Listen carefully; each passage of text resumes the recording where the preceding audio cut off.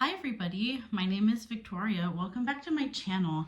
I've never done a video like this before where I do a journal flip through, but I thought I'd give it a go and see if this is something that anyone would be interested in. I am not a aesthetic journal girly. I'm not very good with how things look. I'm a very functional journal person, and so I know there's more of us out there, and so in solidarity, I thought I would pop on and show you just how simple a reading journal can be. I am truly jealous of the people who have gorgeous journals and amazing ideas for their journal spreads, but for my reading journal, I find that if I actually keep it to like the basics of what I need, it will actually be sustainable. And I had a really good experience with my 2025 journal by keeping it really simple. And so we're gonna keep going with that trend. And so let's just jump right into it. So my journal really reflects my main goal. If there is one thing I haven't done yet, I might add some stickers just to make it sort of cute, but it will basically look like this. I had some stencils that I tried out, and so I'm not good at doing anything freehand, but I did have some stencils, and I think that came out kind of cute. So I'm thinking about adding some stickers, but have not done so at this point. Make sure you can see that. Bring it a little closer. My first spread that I have is my entire physical TBR. And this was honestly painful to write down because it made me actually face how many physical books on my TBR that I have in my house. And I did not realize the number until I actually did this exercise. And it was, oh boy, very eye-opening. I've got over 400 books on my physical TBR. I was debating not sharing that with the internet because I didn't feel like being judged, but here we are putting it out there. And yeah, this has been a problem basically since joining BookTube, of buying books faster than I can read them, and I didn't know how bad the problem was until I actually wrote them all down. So here is my physical TBR. All I did to make it try to look cute a little bit was like alternate the colors. I did black and purple, alternating the titles. And so we're just gonna flip through. If you happen to see any titles that you want a buddy read, by all means, let me know, because I could use some help getting through this list. Obviously, this is not a list I'm gonna get through in a year. Let's just get that out of the way. This is more like a list that might take me 5 years, right, to actually read through everything. Maybe upwards of 5 years, maybe 5 to 10 years, realistically, is what we're looking at. But my main goal in 2026 is to read my actual books that I own. And I have some very strict rules for myself on this. I am only going to buy a new book if I have read 5 books from this physical TBR. That's the only way I can buy myself another book, or bring another book into the household. And so I decided to start with 5, but once I get a hang of that, I might up that. I might make it, okay, I need to read 10 books before I can bring a book home. And so I didn't want to give myself like no buying power at all, because I knew that that was probably going to be too strict for me. And if I tell myself I can't buy a book ever again, I just don't think that's going to work for me. But I think putting a limit on what needs to be read first before I can treat myself to a book. And so I will be still bringing in books, but I'm hoping once I get going with the goal that I even maybe won't want to buy another book, because I will be addicted to reading my physical TBR. That is the goal. By the way, quick plug, I am part of a read-along group. Christy did an announcement.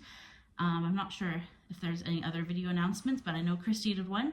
We are banding together and we're going to do some live shows about our goals and reading our physical TBR and just coming together in solidarity to read our bookshelves.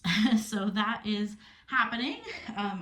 It's a bunch of booktubers together, a bunch of dear friends, and if that is one of your goals, feel free to join us. All right, so we're moving along. 428 books on my physical TBR. Oh, man. Well, the first step to recovery is acceptance, right? Is that how that goes? Okay, so I'm not doing a lot of challenges this year, but I am doing Chantal's Read Your Bookshelf Challenge. And so I took a page to write out all the prompts, and then here is where I'm going to list the books that I actually read for those prompts. I'll link her video down below too if you want to join that. But I figured if there's one challenge on BookTube that I can do this year, it's the Read Your Bookshelf Challenge, since I'm already doing that, essentially. All right, this is kind of a copy of a spread that I had in my old journal. This is my currently reading series. So all I do here is keep track of the series that I'm in the middle of or am wanting to get to. And so usually what I did this year, and I'm not sure it worked super great for me, I might change it a little bit. What I did was pick a series at random using a number generator. So I would go through like 1 through 19 or whatever, however many series I had on here.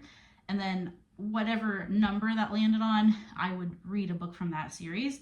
But I think I might stick to one series this time. And then once that series is sort of done, then I will move on to another one. I haven't decided for sure because some of these series are super long. Like, for example, I have the Poirot series, and I don't think I want to only read the Poirot books in any series that I'm working on for a long time, you know, because there's like a million. So I'm not sure that'll work for me. I might still kind of jump around, but my goal is that every month I'm picking something from a series that I'm either in the middle of or wanting to get into. Some of these are rereads, like I have Stormlight Archives on here. I'm starting with my reread of Oathbringer because I have reread Way of Kings and Words of Radiance. So I just started off wherever I am in that series. So some of these they just basically start in the middle of a series. So I have that. And how many series do we have here? Some of them are series that I want to reread, like the Inheritance Cycle here. I just put that because it's a series that I want to reread. So they're not necessarily all series that are new to me. In fact, there's a lot of rereads on here, actually. I won't be starting this official challenge until I get through the Protector of the Small, because I'm also still co-hosting a read-along with the Protector of the Small series with Christy and Dia. And so if you've been wanting to read that, then we are going to jump into those, the Protector of the Small in January. And so once I've gone through those 4, then I'll go back and I'll start picking through some of these other series that are on this journal. So yeah, that is my series list. I also added, the other Tortall books in further series. Actually, I just added all the Tamara Pierce books. I do not own these, so they're not going to be super high priority after Protector of the Small. After Protector of the Small, I'll probably take a break from Tamara Pierce. But I did want to put these on because I want to eventually read all of Tamara Pierce's books. So the Tricksters series, Becca Cooper series, Newmere Chronicles, and then some standalone Tortall books are on here too as part of my series. However, I'm not going to probably do all of these in one year. I'm probably going to jump around. So once we finish Protector of the Small, that's the main goal. Okay, moving right along. This is blank for more series in case I start a book in a new series. which if I'm reading my physical TBR, I probably will because I have some book ones in a series. So once I read that book and then if I decide I'm going to continue, I'll add a list of the other books in that series here. Okay, so here's my sort of monthly tracker. I am going to bring it a little closer. There we go. I'm going to just make a list of my TBR for that month, and then the wrap up of the month, and I'm going to put my title of the book and the rating that I'm giving it. I don't know that I'm going to share ratings too much on my channel anymore. I think I'm kind of moving away from sharing ratings in detail. I'm feeling like saying 3 stars or 4 stars or 5 stars is just not detailed enough. And I feel like sometimes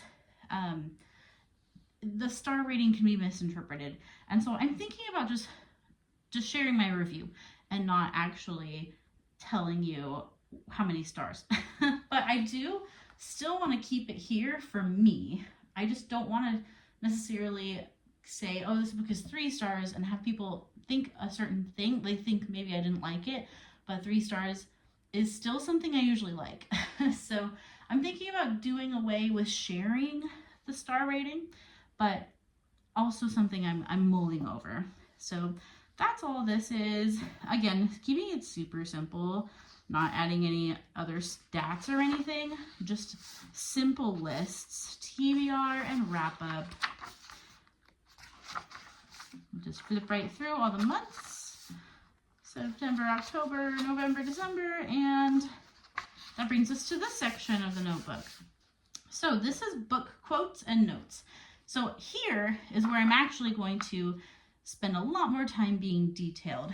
I left about 50 pages for this section because I want to write notes and just have basically like a free space to write about whatever I'm reading. So quotes or just like thought barf. I just want to put my thoughts here. Thought barf. Wow, I don't know. I've never used that phrase before, but there you go.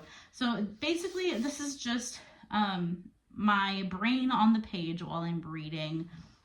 And again, something I probably won't be like sharing with anyone, but it is sort of just for my own brainstorming so that when I do make a video about a book or a wrap up about the books that I've read on my channel lately, I have sort of a place to start when I'm talking to you about those books. And I can be a little more clear when I'm communicating about the books if I just sort of have a running list of things going through my brain during the reading experience. So I left 50 pages. I don't know if I'm going to need more pages, but I figure I will get over that hurdle if I get there, and I'll just add more space in the back of the journal for that. All right, so we're going to skip over. And, oh, hold on, that's the back. We skipped too far. There we go. Okay, so the back is also just some simple lists. So here's where I'm going to put my favorite books of 2026. I think I might start making a list of like my favorite book that month and then write it down. I hadn't really thought that through yet, but I think that's what I'll do. So if January, I'll put the favorite read from January. And then by the end, I should have at least 12 books here, maybe more. So we'll see. I'm definitely not limited to just 1 book a month. If I have 2 amazing books that I read that month, then I'll add both of them. And then by the end of the year, when I make my favorites video, I can kind of cull that list and again, not share necessarily every book, because by the end of the year, maybe some of those books are not my favorites anymore. But just as the month goes, I'll add to this page. So that way I can look back and say, okay, in the moment when I read that book, it was a favorite, even if it didn't have staying power by the end of the year. And then this is not bookish. Movies watched. I don't watch a lot of movies lately. Honestly, no time to watch a movie.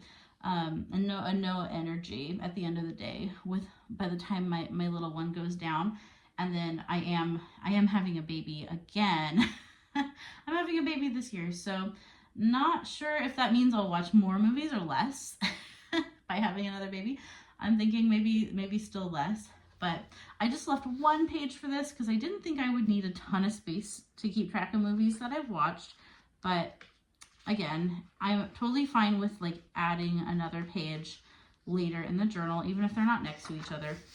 I have one page for TV shows, and I feel like that'll probably be sufficient because again, I'm not really watching much TV lately.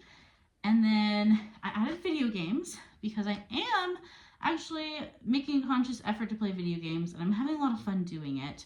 And so I want to keep track of what I'm playing here. I do have a problem of like starting a game and then never getting back to it. So I'm hoping that this will kind of keep me on track with like, oh, you started a game, but what happened to that game? Maybe you should go back and play it. I just got a Switch too, so I'm like super into video games right now. It's just kind of a new shiny thing that I have now. So video games in 2026, I hope I have a really fun year with that. I'm going to try to not stress that I'm playing video games maybe more than I'm physically reading, but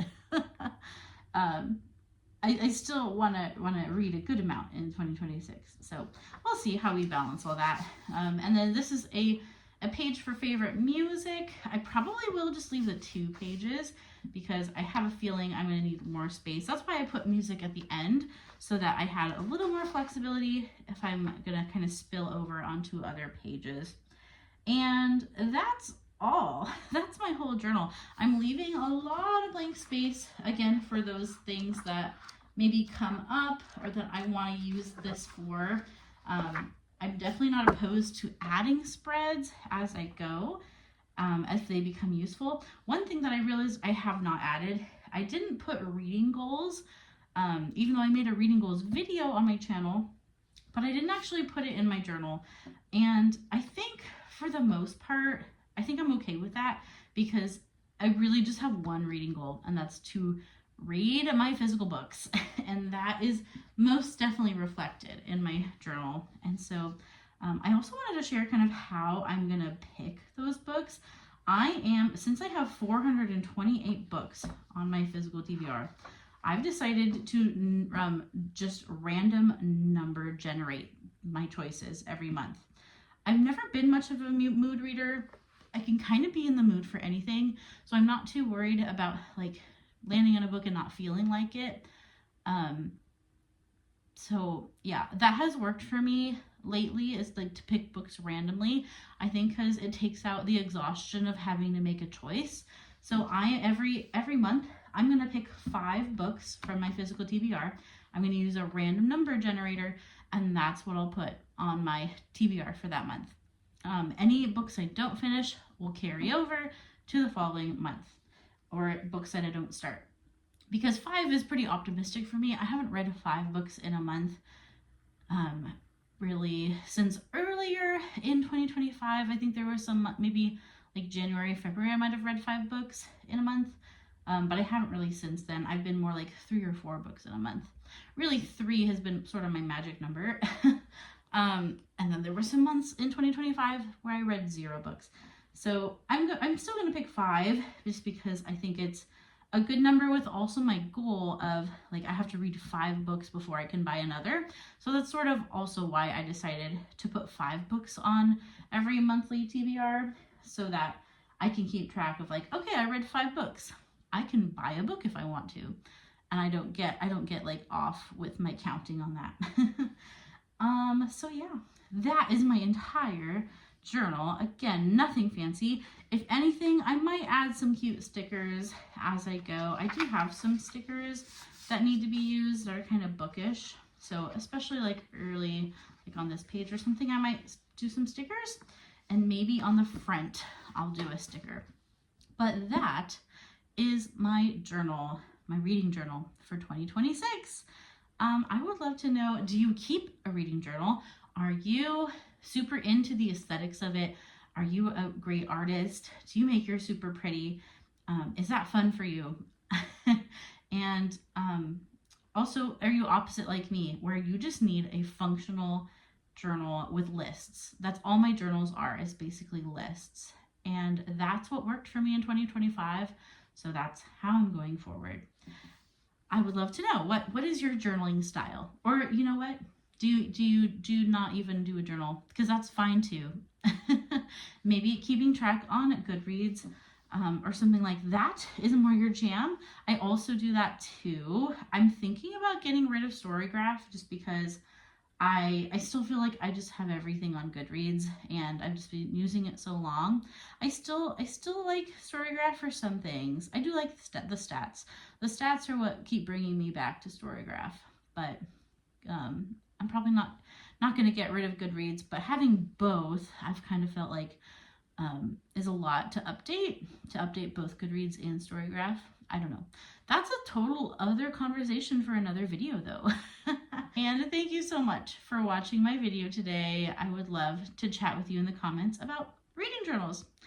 Have a wonderful rest of your day. Keep reading great books, and I hope you have a wonderful 2026 reading year. Bye-bye.